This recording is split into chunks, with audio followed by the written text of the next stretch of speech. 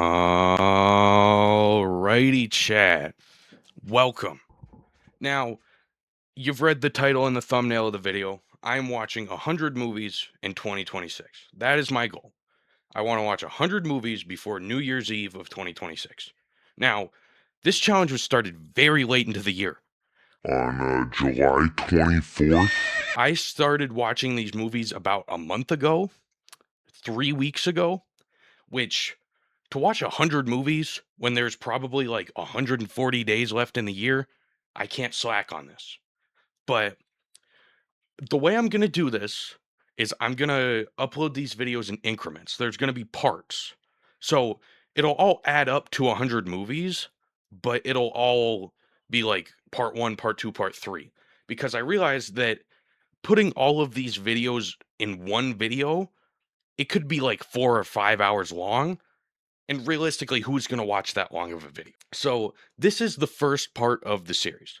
Now, the video I recorded that is about to play, I recorded a couple days ago because I thought this was going to be all one big video, but I changed my mind. So we're uploading it in bits. I don't know if there's going to be a schedule, but the goal is to at least watch 100 movies this year. Now, most of these movies are going to be on VHS, maybe the occasional streaming movie, but I doubt it. But that's pretty much all I got to say. This is just like, this is the big challenge of the year, I guess. Now let's get into it. And now, our feature presentation. Okay. This is the first installment of the movie video. Now, let me look. It is 1:20 in the morning on July 24th of 2026. I started this challenge very late into the year. For a year-long challenge, starting it when more than half of the year was already done, not a great idea. But nonetheless, I'm still going to try to get this 100 movies done. I have a tub in the back. I have a box in my closet. So I have hopefully enough movies. But right here, I have what I have already watched. And pretty much the way I want to do this is we're going to go in installments. Like there's going to be a cut. Like it's going to be me talking about maybe one movie, sometimes maybe 10 movies all at once. But I realized that it's going to be quite challenging for me to watch all of these movies and then at the end of the year talk about them all and remember the plots, the ratings, everything. Unless I like write it down, which I don't want to write it down just because that's going to take more time. So I feel like just pulling a movie out that I've recently seen, speaking on it off memory, and just giving my take on it is the best way to do it. So, our first movie, JFK, with Kevin Costner. This one was good. I liked this one a lot. Here's the tape. Really nothing special. Just plain black tapes. It's a 2-tape set though. But this one was good. I liked it. There was a lot of good stuff in the movie. I've been really interested in the whole JFK thing for probably 8 years by now. And I just really loved the movie because the whole premise of the movie is that he's trying to figure out if it was one man acting alone. That man being Lee Harvey Oswald acting alone. Mr. President, up here! I voted for you! Wait a minute. That guy on the grassy knoll's got a gun! Or if it was a cover-up. To the belief that he thought that the CIA killed Jack Kennedy just to put Lyndon B. Johnson in office so they could further the Vietnam conflict. And I really like that theory. And he makes Jim Garrison, who is the main character played by Kevin Costner, he makes some damn good claims. Like, I was watching this movie believing the things he was saying because it made sense. But at the same time, some of it didn't make sense. But that's really a story that I don't know if we'll ever know the answer to. But the movie was fantastic. Like, in and out. It's like 3 hours long. It's quite a long movie. but I enjoyed it. I watched it in bits. I didn't watch it all in one go. I don't know if that like affects the experience of the movie, but like I would like turn it off sometimes and watch a little bit of it later. You know, I wasn't watching them all. At least this one, I didn't watch it all in one go. But the casting was great. It was Kevin Costner, Laurie Metcalf, some way to say her name. John Candy, which was an impressive role from John Candy because all I've ever seen, like, I've never seen John Candy play a serious role before. So seeing him do that was quite just a great role. And it really did prove that John Candy was very versatile with the way he acted. But all around, amazing movie. This one, for our rating, is going to get an 8.5 out of 10. Great movie. All right. Next, well, I guess we'll do both of these in one go, just because it's one movie and a sequel. First off, we have Grumpy Old Men. Now, on some of these tapes I picked up, there's a name, Darla, and then it says Sleeping Bear under it. I, I really wonder who that is. Like, that's the thing that's neat. I don't know who that is. I just like bought their movie. But here's the tape. It even has their name written on the label of the movie. Has the please rewind sticker on it. But it's just a good movie. Like, it's one of those kind of dumb movies where like you just turn it on in the back and just pay attention to it when you want to. Like, it's not one of those movies where you need to be like stuck to the plot and you can still understand it. But it's Jack Lemmon and Walter Matthau. Like, it's a good movie. The whole plot is like they're neighbors who hate each other, kind of love each other at the same time. You know, a woman comes in, Anne Margaret, they fight over her. In the end, uh, John and Ariel wind up getting married, and it ends with a pretty happy ending. Toward the end of the movie, John has like a heart attack and like almost dies on Christmas, but he comes back and he was okay. Which I cried to this movie. I don't know if it's a crazy claim to say that I cried to Grumpy Old Men. I cried. Very emotional ending to this movie. I enjoyed it. This movie, we're going to give an 8 flat. Great movie. Only half a point down from JFK. Okay, next to the installment, Grumpier Old Men. Same men, just grumpier. There's a tape. This one was good, but worse than the first one. They're both great movies, but I feel like I enjoyed the first one more because the whole plot line of this movie is that after Chuck dies in the first movie, I think his name's Chuck, I can't quite remember. Fact check me. But Chuck dies and the bait and tackle shop goes for sale. And this woman right here, Maria, I believe her name is, buys it and turns it into an Italian restaurant. And they don't like it. So they try to like sabotage her throughout the whole movie. And then like halfway through the movie, Max starts like falling in love with her. And they wind up getting married at the end of this movie. Which put the entire series to an end. This is how it ends. Which wasn't a bad ending, but also I feel like a third movie would have been nice. Just as like an addition. John's father does die in this movie, which was pretty sad. He was sitting out by the lake and just went. Who was that plays his dad? I know it was. Let me look at the credits. Cut this. I think it was Burgess Meredith. I think that's how you say his name. Paste him up on here. He was John's father. He dies in the movie.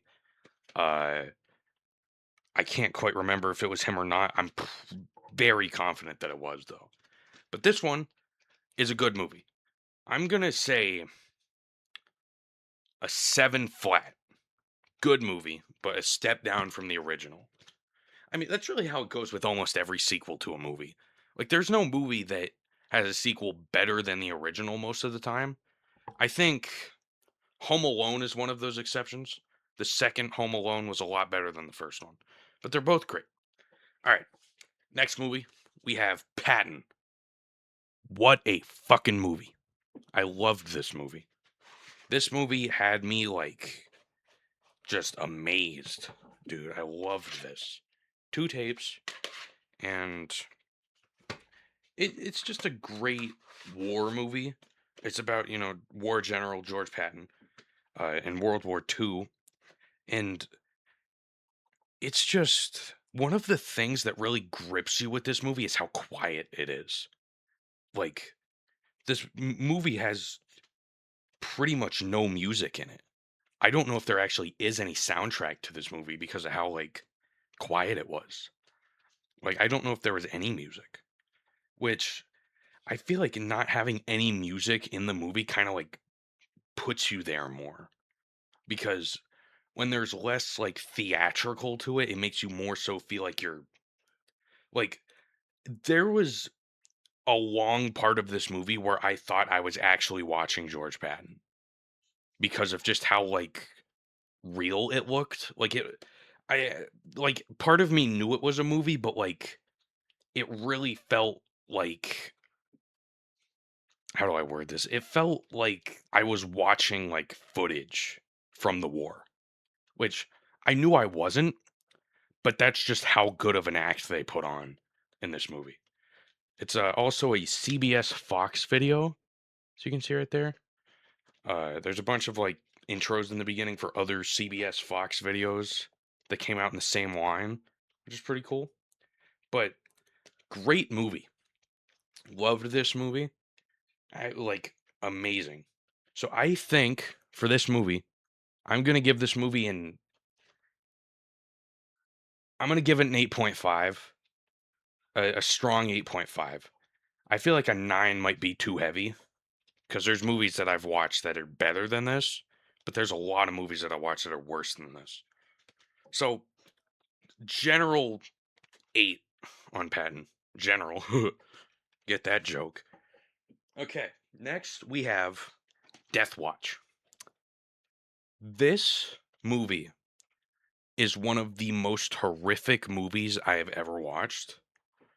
Um, it's just really something. I blind bought it at a thrift store for 50 cents. Not knowing what it was about. Like, I read the back of the box and I was like, this seems like it could be entertaining. And it's like this psychological horror movie where like the gas in the trench makes them go nuts.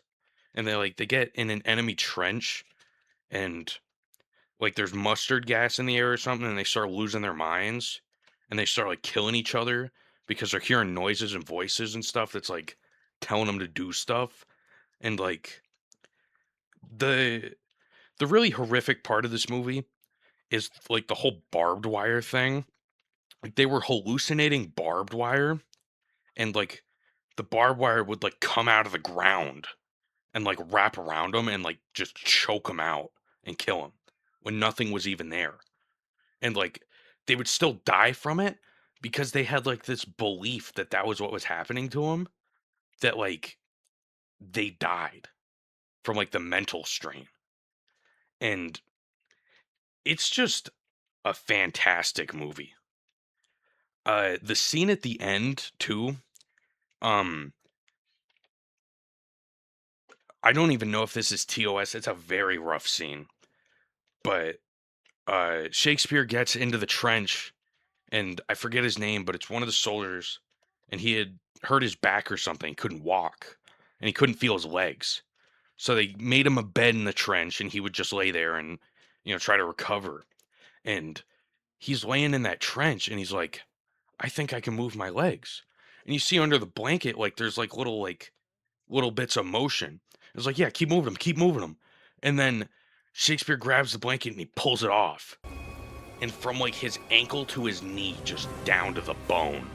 And there was a bunch of rats in his blanket that were eating his legs and he couldn't feel them. So it just happened because he couldn't feel the rats eating him. And when I saw that, I like physically like, like that kind of like, ugh, like that was bad.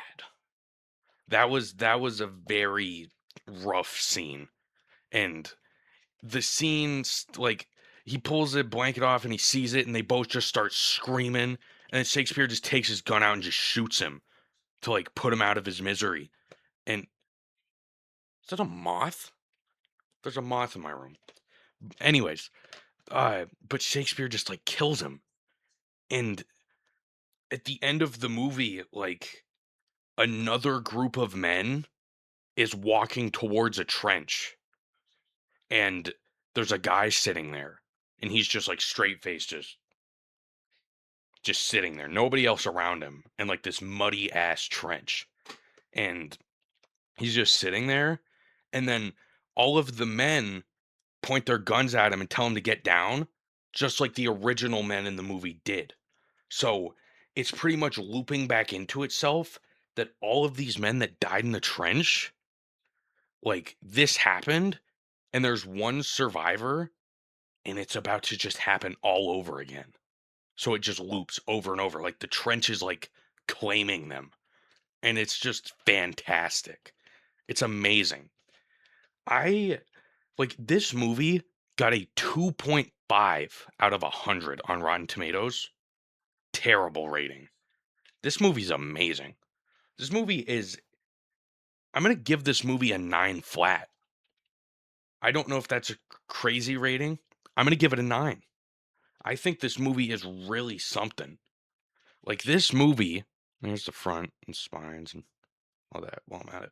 But like it's so like jarring to where when something happens in the movie, you don't know if it happened in their heads or if it actually just happened because of like how much they throw you off.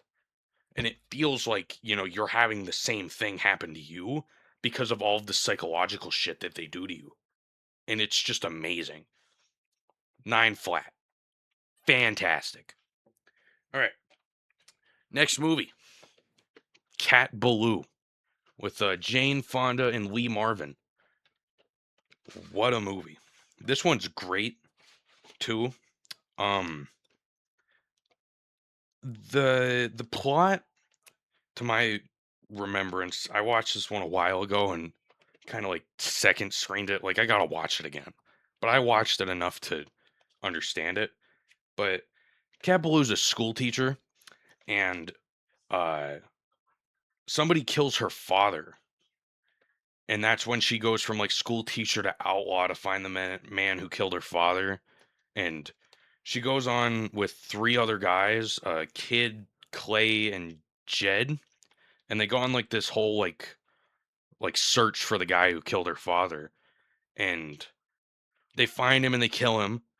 And then the beginning of the movie is her in a jail cell about to be hung. And then it rewinds back to when everything was normal before her father got killed. So the end of the movie is the beginning of the movie. And when it gets to there, they're about to hang her, and then they cut the rope, and she takes off in this horse carriage, and she rides off into the sunset with the guys. And it's this just nice ending. Like, oh, they're gonna kill her, but then they don't actually kill her, so it's okay.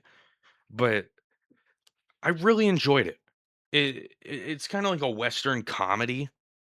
Like, it's not like a full, like, serious Western like most of the Westerns are, which I liked. And it's just a good movie. So, the other thing I need to mention is the music in the movie.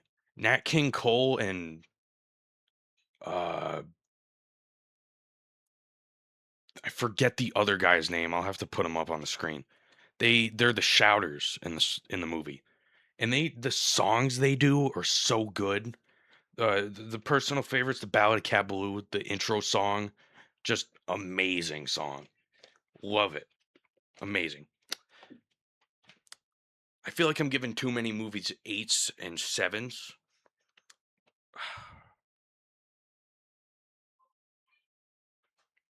we're gonna do a 7.5 on Capital. I liked it. I think it was good, but I don't think it's 8 material. All right, we got 3 left for this installment of the video. Next, we have Ghost. Patrick Swayze, Demi Moore, and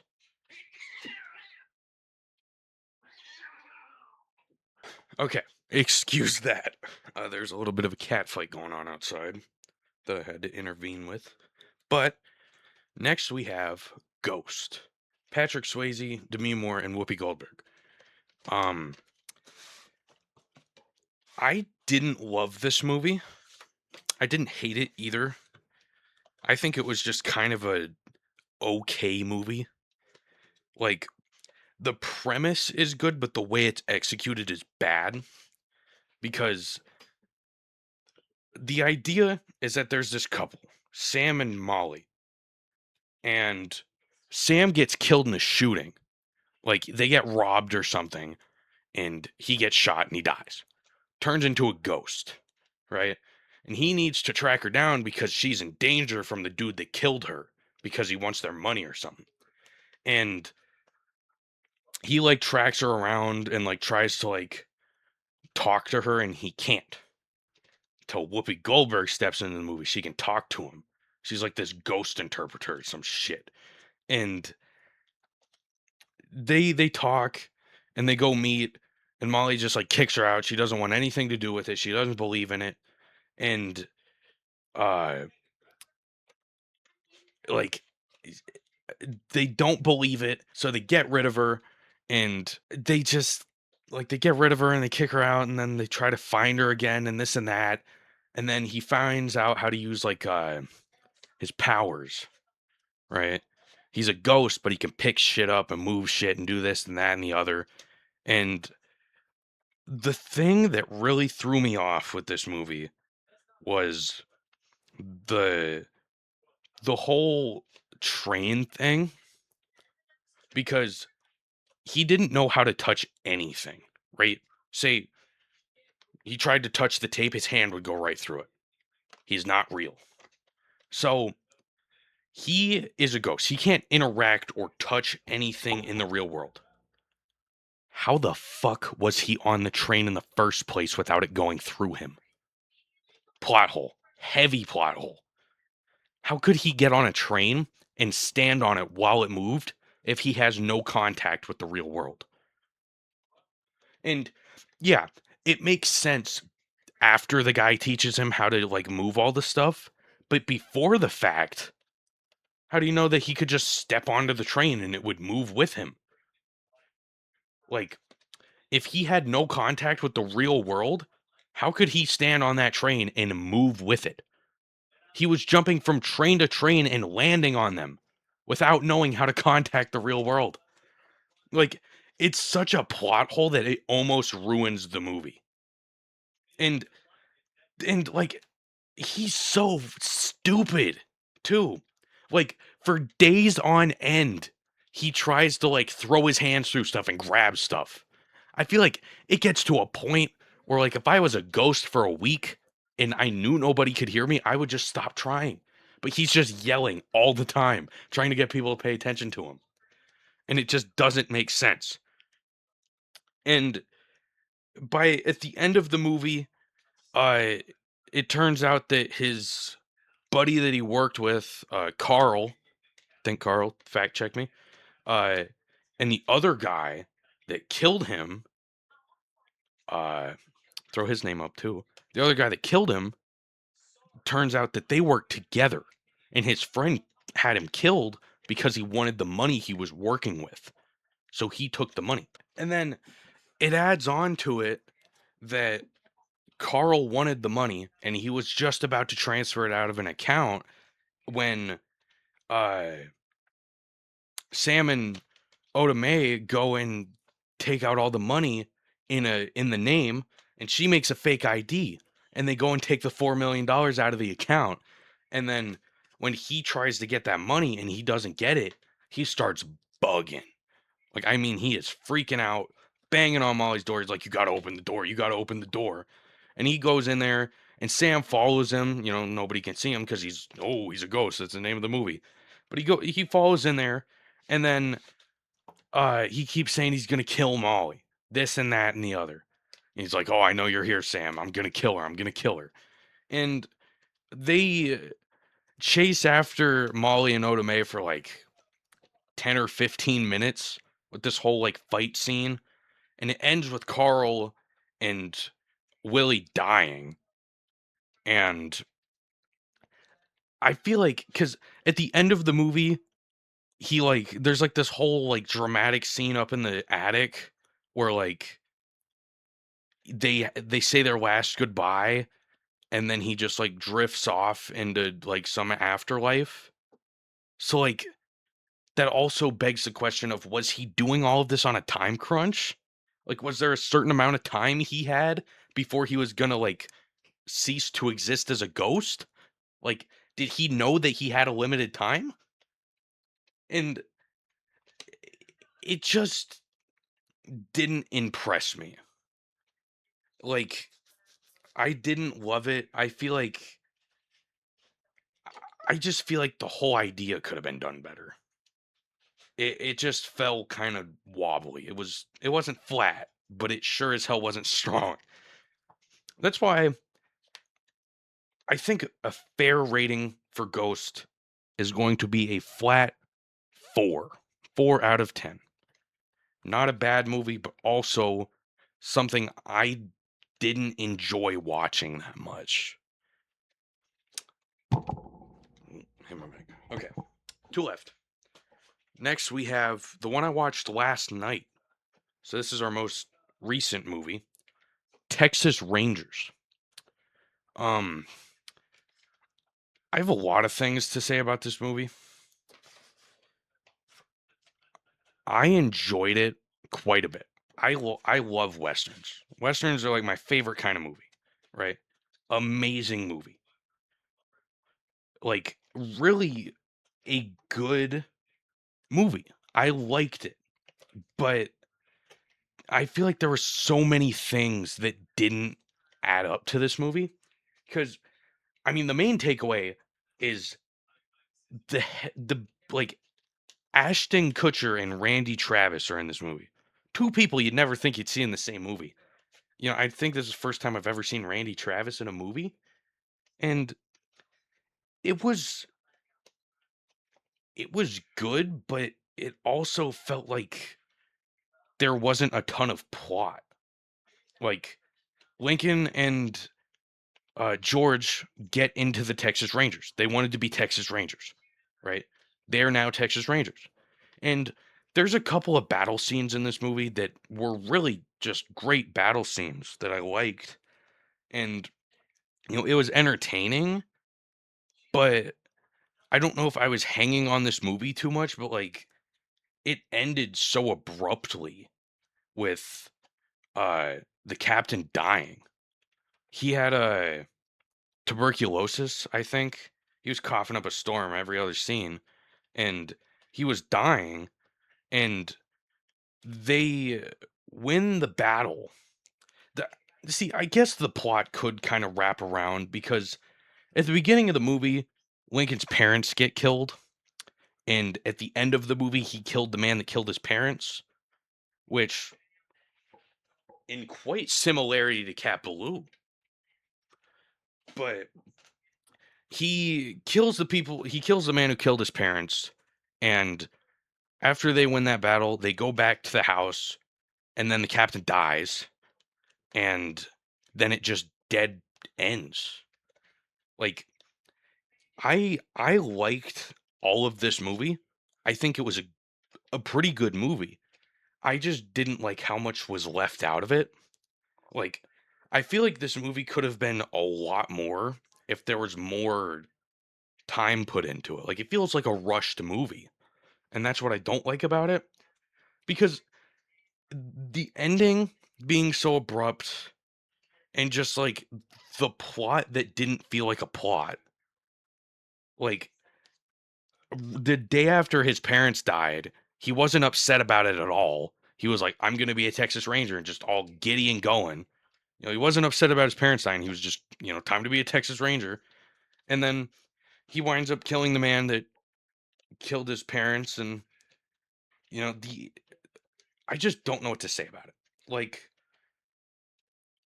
it was a solid movie, but the ending and the lack of substance kind of ruined it. Like, the battle scenes were cool. I think the battle scenes were great, but everything leading up to each battle scene just felt like such obvious filler.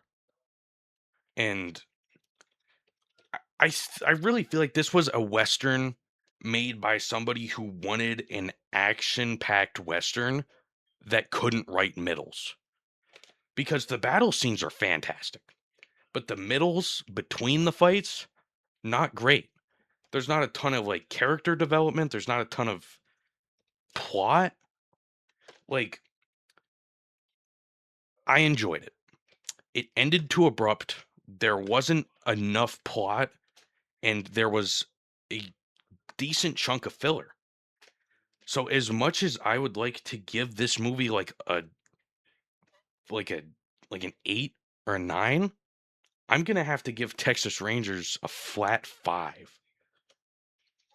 A good movie, but it lacks too much to get a higher rating.